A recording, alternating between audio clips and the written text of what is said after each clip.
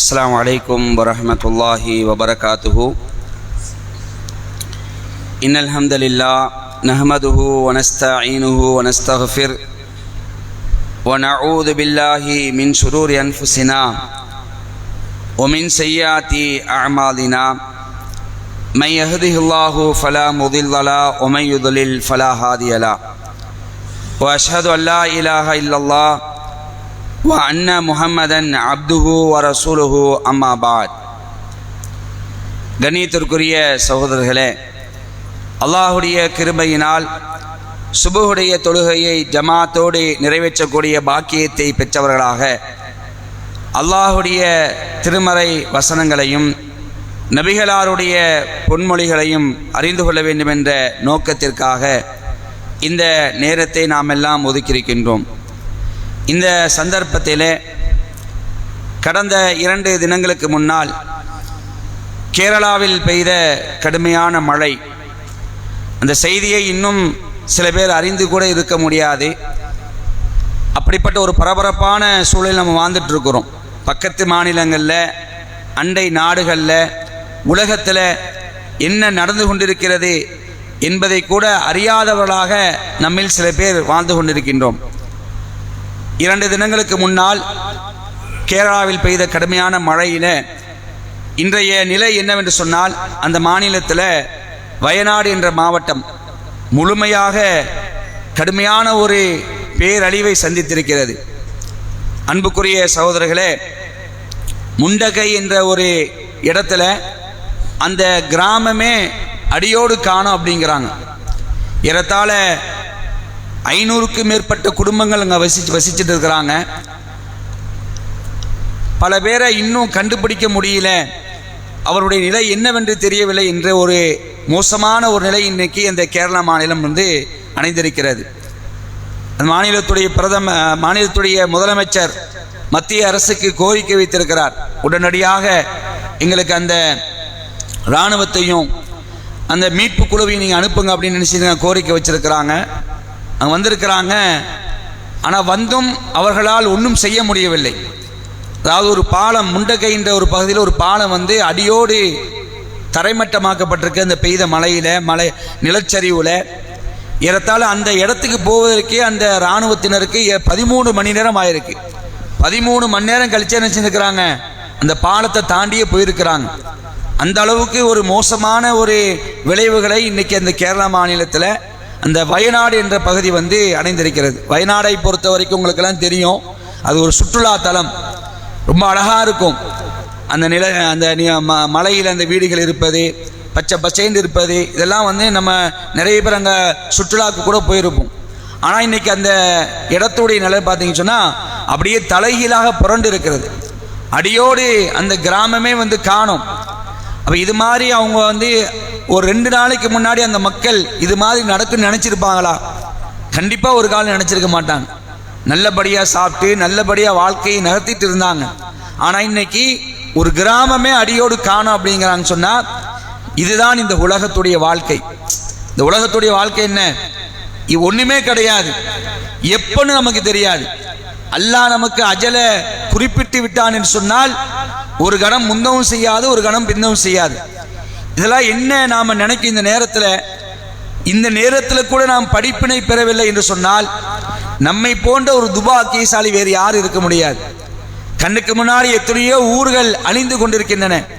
கண்ணுக்கு முன்னாடி எத்தனையோ பேர் வாழ்ந்தவர்கள் மரணித்திருக்கிறார்கள். இந்த மரணம் நமக்கு வரத்தானே செய்யும். நாமும் ஒரு நாள் இந்த உலகத்தை விட்டு பிரியத்தானே போறோம். இதில் நாம் நிரந்தரமா இருந்துட போறோமா? இப்படியே சொகுசா வாழ்ந்துட போறோமா? அப்படி நாம் என்ன செஞ்சக்கூடாது, ஒரு காலம் நினைச்சிடக்கூடாது. அன்பான சகோதரர்களே, இந்த அழிவு என்பது நமக்கு மிகப்பெரிய ஒரு படிப்பினையை தர வேண்டும். அந்த மக்களுக்காக நாம் என்ன செய்வோம், பிரார்த்திப்பதற்கு கடமைப்பட்டிருக்கின்றோம். ஏராளமான மக்கள் இன்னைக்கு காணோம் அப்படிங்கிறாங்க. எத்தனையோ குடும்பங்கள் இன்னைக்கு நிர்கதியாக போய் நிற்கிறாங்க. அப்ப அந்த மக்களுக்காக நாம் என்ன செய்வோம், பிரார்த்தனை செய்வதற்கு கடமைப்பட்டிருக்கின்றோம். இந்த நேரத்தில் அல்லாஹ்வுடைய திருமறை வசனங்கள் இது சம்பந்தமாக சொல்லக்கூடிய அந்த செய்திகளை நாம் பார்க்கும் பொழுது, அன்புக்குரியவர்களே, நாம் இந்த உலகத்தில் நிரந்தரமாக வாழப்போவது கிடையாது. என்றைக்காவது ஒரு நாள் எப்படியாவது நம்முடைய உயிர் போகத்தான் போகுது அப்படின்னு நம்ம விளங்க முடிகிறது. அல்லாஹ் தன்னுடைய திருமறை குர்ஆன்ல சொல்லி காட்டுறான். 16வது அத்தியாயம் 61வது வசனம் தெளிவாகவே பேசுறான்.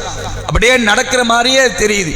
16வது அத்தியாயம் 61வது வசனம், வலவ் யுஆஹிதுல்லாஹு நாஸ பிதுலுமிஹிம் மா தரக்க அலைஹா மின் தாபத்தின் வலாக்கின் யுஅஹிருஹும் இலா அஜலின் முஸம்மா ஃபஇதா ஜாஅ அஜலுஹும் லா யஸ்தஅஹிரூன ஸாஅத்தி வலா யஸ்தக்திமூன். மனிதர்கள் செய்யும் அநியாயத்திற்காக, உலகத்தில் மனிதர்கள் செய்யக்கூடிய அநியாயத்துக்காக அவர்களை உடனுக்குடன் அல்லாஹ் பிடிப்பதாக இருந்தால் எந்த உயிரினத்தையும் அல்லாஹ் விட்டு வைத்திருக்க மாட்டான். அவ்வளோ அநியாயம் பண்றாங்க. அநியாயம்னா சாதாரண அநியாயம் இல்லை. அவ்வளவு அநியாயம் பண்ணக்கூடிய இந்த மனிதர்களை அல்லாஹ் உடனடியாக பிடிப்பதாக இருந்தால் பூமிக்கு மேல ஒருத்த மிஞ்ச மாட்டான், எல்லாத்தையும் அழிச்சிருப்பான் அல்லாஹ். ஆனாலும் அல்லாஹ் என்ன செஞ்சிருக்கிறான்? அவகாசம் கொடுத்திருக்கிறான். அல்லாஹ் தவணை கொடுத்திருக்கிறான். அது அல்லாஹ் சொல்லி காட்டுறான். எனினும் அவர்களுக்கு குறிப்பிட்ட தவணை வரை கால அவகாசம் வழங்குகிறான். அவர்களுக்கான தவணை வந்துவிட்டால் சற்று நேரம் கூட பிந்தவும் மாட்டார்கள், சற்று நேரம் கூட முந்தவும் மாட்டார்கள். குறிப்பிட்ட அந்த நேரத்தில் நம்ம என்ன செஞ்சிருவோம்? அவருடைய கதையை கணக்கச்சிதமாக முடித்து விடுவோம் என்று அல்லாஹ் ரப்பல் ஆலமீன் இந்த வசனத்தை சொல்லி காட்டுறான். அன்புக்குரிய சகோதரர்களே, அல்லாஹ் ரப்பல் ஆலமீன் இது எச்சரிக்கையாக அவனுக்கு சொல்லி காட்டுறான். எப்ப நான் உன்னை பிடிப்பதா இருந்தா எப்பவுமோ பிடிச்சிருப்பேன், ஆனா உனக்கு என்ன செஞ்சிருக்கிறேன்? நான் சில அவகாசத்தை தந்திருக்கிறேன், சில தவணையை தந்திருக்கிறேன். ஆனால் அந்த தவணை வந்து விட்டது என்று சொன்னால் ஒரு செகண்ட் கூட என்னாது முந்தாது, ஒரு செகண்ட் கூட பிந்தாது. குறிப்பிட்ட நேரத்தில் நம்ம செஞ்சிருவோம், கதையை முடிச்சிருவோம் என்று அல்லாஹ் சொல்லி காட்டுறான். அன்புக்குரியவர்களே, இன்னொரு இடத்துல அல்லாஹ் பேசுகிறான். அமின்தும் மன் ஃபிஸ் ஸமாஇ ஐ யஹ்சிஃப பிகுமுல் அர்த ஃபஇதா ஹிய தமூத். வானத்தில் இருப்பவன் உங்களை பூமிக்குள் புதையுறச் செய்து விடுவான் என்பதில் நீங்கள் அச்சமற்று இருக்கிறீர்களா அப்படின்னு அல்லாஹ் இப்படி கேட்கிறான். உலகத்தில் வாழ்ந்துட்டு இருக்கீங்களே, என்னமோ சொகுசா வாழ்ந்துட்டே போயிடலாம் நீங்க நினைக்கிறாதீங்க. வானத்தில் இருக்கக்கூடிய நான் உங்களை பூமிக்குள் என்ன செஞ்சிருவேன்? புதைய செய்து விடுவேன் என்பதில் நீங்கள் அச்சமற்று இருக்கிற அப்படின்னு கேட்கிறான். இன்னைக்கு பூமியில தான் புதைஞ்சு போயிருக்கிறாங்க. வயநாட்டில் நிலச்சரிவு ஏறத்தாழ 2 நாள்ல 48 மணி நேரத்தில் 58 சென்டிமீட்டர் மழை பெஞ்சிருக்கு. 58 சென்டிமீட்டர் மழை பெஞ்சிருக்கு. இன்னத்துக்கு ஆகுறது மலைச்சரிவு ஏற்பட்டு, நிலச்சரிவு ஏற்பட்டு அப்படியே வீட்டோடையே என்ன செஞ்சிட்டாங்க? பூமிக்குள் அப்படியே புதையின்று போனார்கள். தோண்ட தோண்ட மனித சடலங்களை எடுத்துக்கொண்டிருக்கிறார்கள். அப்ப அல்லாஹ் இப்படியும் கேட்கிறான், இப்ப வானத்தில் இருக்கக்கூடியனா உங்களை பூமிக்குள் புதையுள்ள செஞ்சிருவேன் நீங்க அச்சமற்று இருக்கிறீர்களா?